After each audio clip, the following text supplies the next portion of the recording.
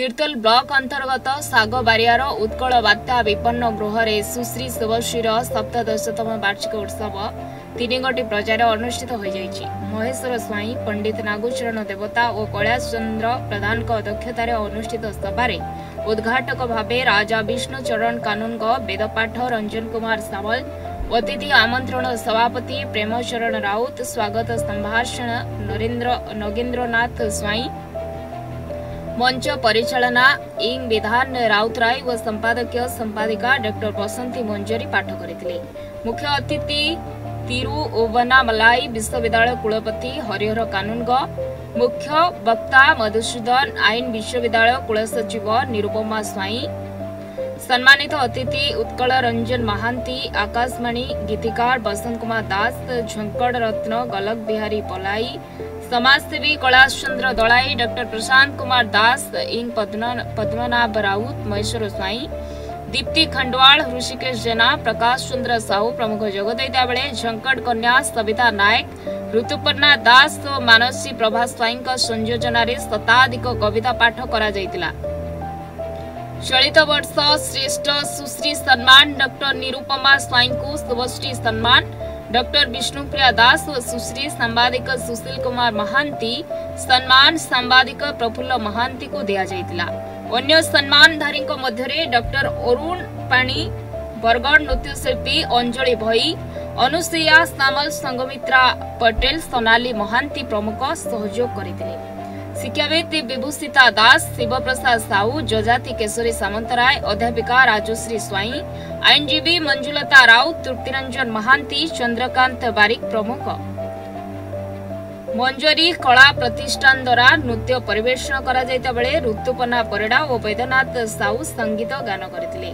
परिशेष रे धन्यवाद देइतिले संग्राम केशरी स्वाई।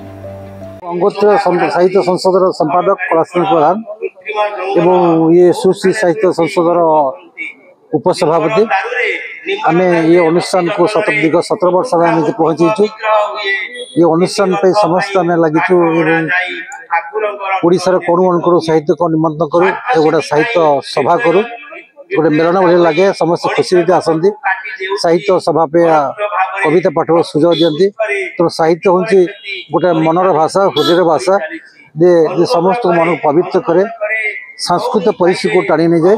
तो ये अनुष्ठान देने आज 17 वर्ष पहुंची निश्चित भाव गर्व कथा।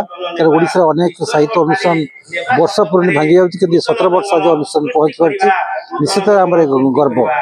ये माटी हूँ सारदा माटी एवं आदिकवि सारदा दासंकर माटी, संस्कृति माटी, ओडिया साहित्यर जो आदिश्रष्टा होता से माटी आम दयाद निश्चित भाव आज गर्व करूँ। ये अनुष्ठान 17 वर्ष पर्यटन बचाई पारिचु एवं प्रचार प्रसार कर बहुत ओडिशार बहुत विशिष्ट ओडिया कवि कवयित्री एवं वैज्ञानिक निमंत्रण कर मंच में संबर्धित करूँ एवं निश्चित भाव उच्चकोटी भाषण को आम अंचल को आदिवासी को शुणी पारिचु। तो ये अनुष्ठान निश्चित भाव में मैंने सभ्य भाव में निज गर्व करुच्चे। अंचल साहित्य संस्कृति उन्नति हो ये अनुष्ठान सब दीर्घजीवी हो मैं अनुरोध कर जय जगन्नाथ। पंडित नागुचरण देवता सुश्री शुभश्री साहित्य संसद कार्यकारी सभापति आमर वार्षिक उत्सव 17 वर्ष चली आसी। आज 17तम वार्षिक उत्सव। आज अनेक अतिथि कटक, भुवनेश्वर, पारादीप एवं बरगढ़ अनेक जगार आसी पहुंची। आम सका कविता पाठ उत्सव करूँ। एवं कार्य द्वितीय अधिवेशन चली एवं तृतीय अधिवेशन अच्छी।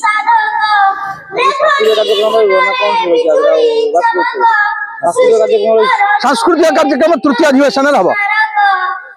मो ना हूँ डॉक्टर हरिहर कानून, मु कुलपति वेद विश्वविद्यालय तिरुवन्नामलाई तमिलनाडु अच्छी। आज यही सुश्री शुभश्री साहित्य अनुष्ठान 17तम वार्षिक उत्सव जोगदे मु निजक धन्य मन करुच्ची। ये माटी अति पवित्र माटी, त्यागर माटी एवं माँ सारलांकर माटी।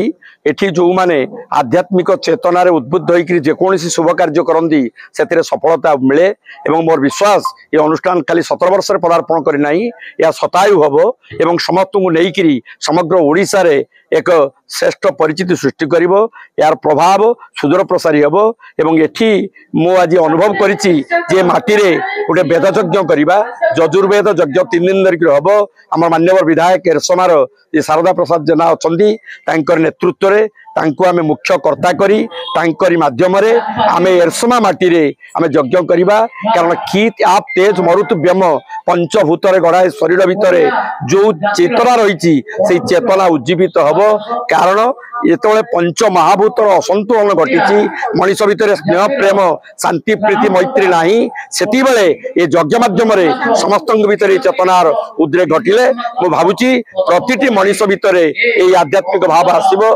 धार्मिक भाव आसीबो सत्य चेतना आसीबो समस्त सत्य चेतना रे निजको प्रतिष्ठित कले परस्पर भितर शांति सद्भाव एवं भल पाइबा निश्चित भाव में परिप्रकाश हम तेणु यही आज सुश्री शुभश्री साहित्य संसदर वार्षिक उत्सव में मु समस्त उन्नति कामना करुच्ची ये अनुष्ठान उत्तरोत्तर उन्नति कामना करुच्ची एथिरे जो माने जोग देइचंदी एथिरे जो माने शामिल होइचंदी समस्त को मां सारला कृपा करंतु आशीर्वाद दियंतु एति कामना कहि मोर बाणी को विराम दउची वंदे उत्कल जननी जय जगन्नाथ जय मां सारला एरसमारू अंशमान निष्ठंकर रिपोर्ट।